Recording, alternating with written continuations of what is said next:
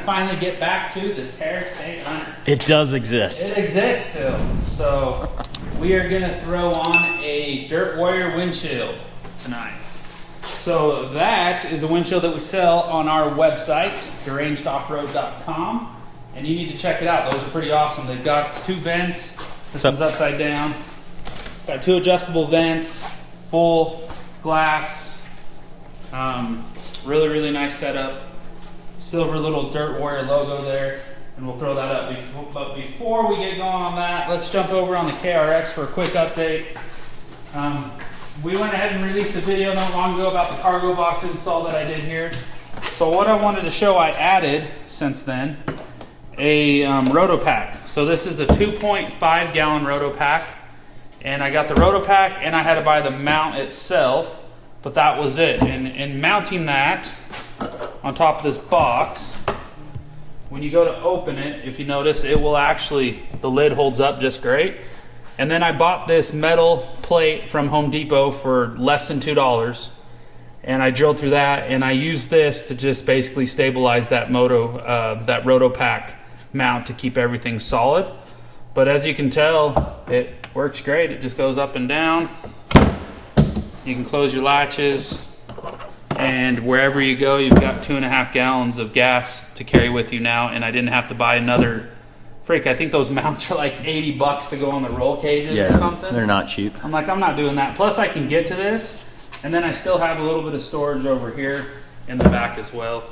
So I just wanted to give a quick update on the KRX and this Roto-pack that I added to the cargo box. So if you guys want to do that, then go ahead and do it. I think the Roto-pack itself, no matter where you buy it, they're all about the same price. Yeah, they probably got like minimum pricing that they make people same sell with them the for. mounts and everything like that. So anyways, check it out. Easy to mount. Took 10 minutes literally to do it. The only thing that took the longest time was for the plate to dry black. Yeah. So okay, so there's a little update for that. So we'll go ahead and jump over here and start the teardown of the half windshield. I probably have to remove the light bar and just set it down for now until I figure out how I want to mount that later, but that's no big deal with this glass windshield. So we'll get started on that. We're gonna try to leave the mirrors on to start because we want to see if they'll work. So they don't stick up terribly high, but I think they might create a problem. I'm just not sure yet, but they are pretty low profile. Yeah. So I don't know. yeah, I'm optimistic at the same time thinking that it's gonna fail, but we'll try it. So Turned into more work than I thought it would be, Garrett. I think I need to go. this is why I invited Dave over actually, is because I knew it was going to be more work and I wanted him to come actually help me for once. I would invite Joe, you know, but he sits in Arizona lazy all the time and he never wants to come up and help us. I mean, freak, we can't get him to show up to even come riding with us anymore.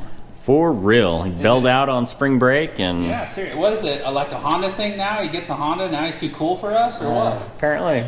Yeah, well, there you go. Okay, well, we'll jump in this and we'll get going, and we'll show you guys the install and the final product, see how it turns out.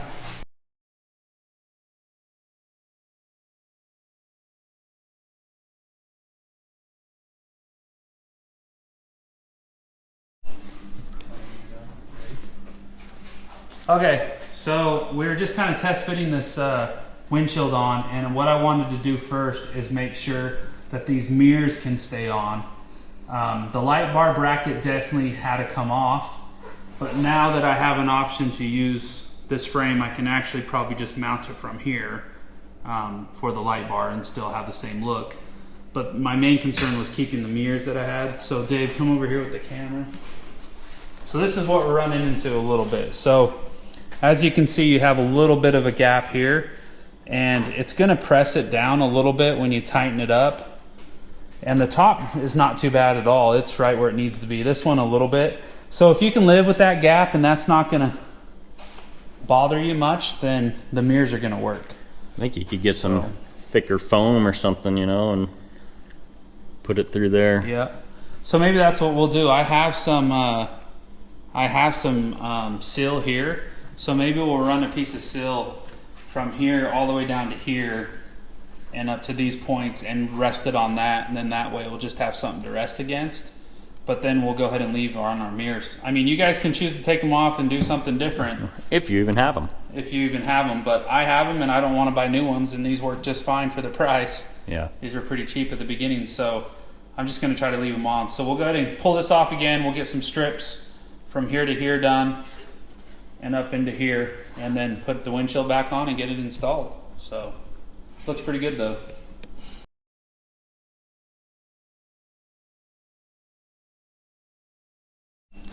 Okay, so we just ran that simple 5/16 trim over here, and if you look at it now, once we tighten it down, it pretty well did the job for sealing it up pretty well and keeping it from bending as much. So I think it looks pretty good now. Yeah. And of course, that was just that much more to keep away from the rattle.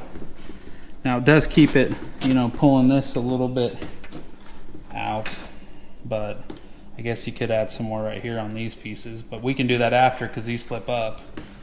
So anyways, I think we're about there. So we'll go ahead and get this mounted, and then we'll take a look at it and check the vents and everything and go from there. All right, Dave, so we got the windshield on. Why don't you just show them how the vents work real quick and everything too?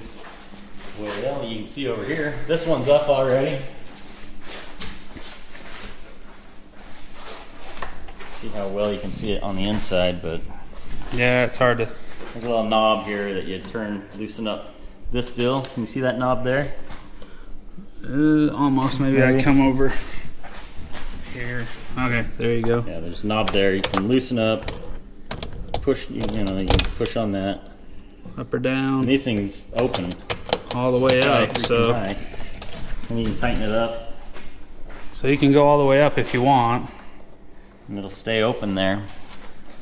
Also, what I'm thinking too is if you wanted to seal this up, because you're never going to get a perfect fit on a lot of UTVs where all the roundness are. But if you wanted to, you can add some more weather stripping in this area. So when this closes down on it, it's fully sealed in just these little areas that might have some gap. Yeah. Nice. So yeah, we push down there to really get it tight.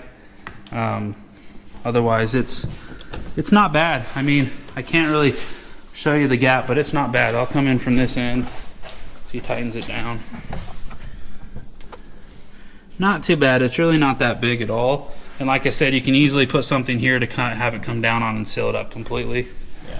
How was the install, Dave? That wasn't bad.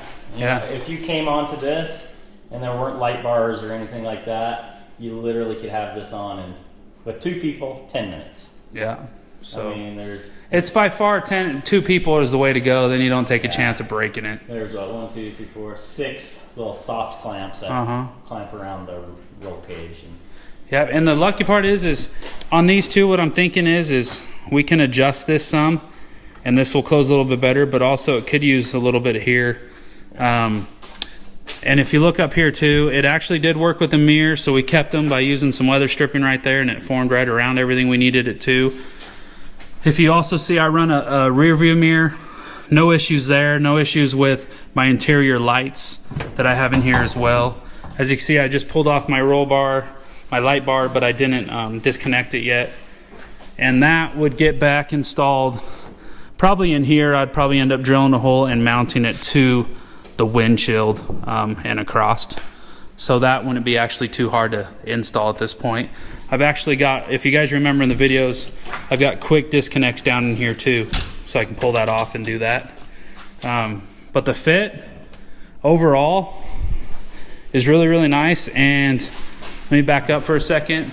I know that light's in the glare there, but the overall look of it, dude, is pretty sweet. Looks good. Yeah, looks really nice. So really like how well it looks and how well it works. I like the little logo they have on here, and they have it in the silver, so it matches some of the silver lettering. So that looks cool too. And we'll go back here where Dave's standing for the KRX.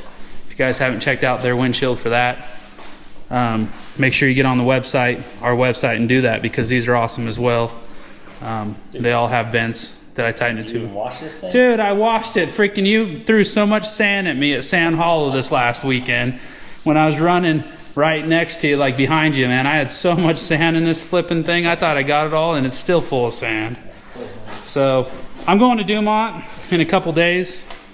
So there's no point in fully cleaning it, I guess. But also check out our rear windshields as well. They're awesome. We've got lighted whips, the 2-footers up to 6-footers. Yeah, looking pretty good. We got all the light bars from Rhino Light. So those are all looking nice on the KRX as well. And down here, we also carry night light. So basically light bars like this. Also, Rhino Light has their new Classic series, single row or double row that look like this, but they're seamless with no bolts or anything in the front. They look pretty cool and they're a better price. So they're more of an economical price, which is cool. So anyways, I think that's about it. I don't know, what else do we have to cover, Dave? I don't know. I think that's about it. If you guys need whip mounts for your Teryx. Oh yeah, we got them back in stock. We got those back in stock. Yeah. I think I need to update the website, but yeah, we got these back in stock. I did the other day, so it should be up there good. But these whip mounts are awesome. They'll hold the flag mount, a quick release flag mount, and then they'll hold the lighted whip mount so you can switch from one or the other. And they sit really nice on the KRX, and they literally install in less than like 2 minutes. Yep. So you can check those out.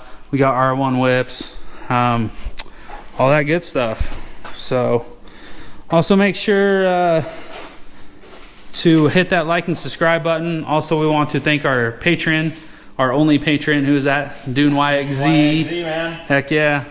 He's representing right now for Deranged. We're hoping that more of you guys will join us on that.